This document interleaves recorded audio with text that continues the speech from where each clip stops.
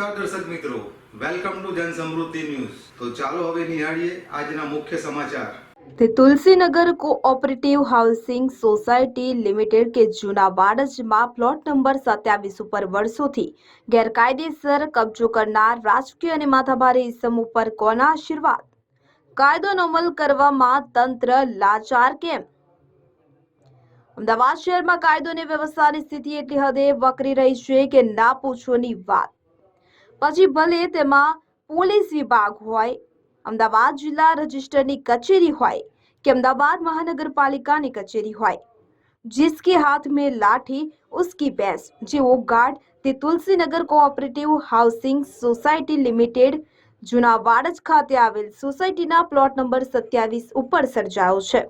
આ સોસાયટીના પ્લોટ ઉપર રાજકીય વગ અને માથાભારે ઇસમની છાપ ધરાવતા આ શખ્સ વિરુદ્ધ વર્ષોથી પ્લોટના માલિક દ્વારા પોલીસ વિભાગમાં, અમદાવાદ જિલ્લા રજિસ્ટર નારણપુરા ખાતે અને પશ્ચિમ ઝોન એસ્ટેટ વિભાગમાં અનેક મૌખિક રજૂઆતો અને લેખિત ફરિયાદો કરેલ છે।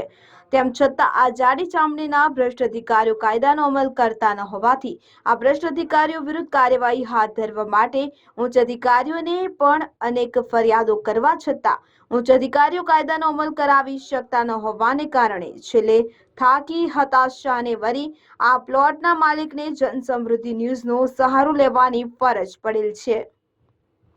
તો કોણ છે આ રાજકીય વગ ધરાવતો માથાભારે ઇસમ?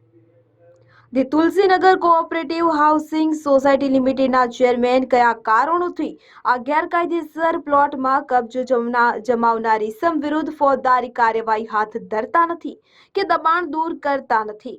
અમદાવાદ જિલ્લા રજિસ્ટ્રાર નારણપુરા ખાતેની કચેરીમાં અને અમદાવાદ મહાનગરપાલિકાના પશ્ચિમ ઝોન એસ્ટેટ વિભાગમાં અનેક ફરિયાદો કરવા છતાં કયા અધિકારીઓ કાયદાનો અમલ કરતા નથી?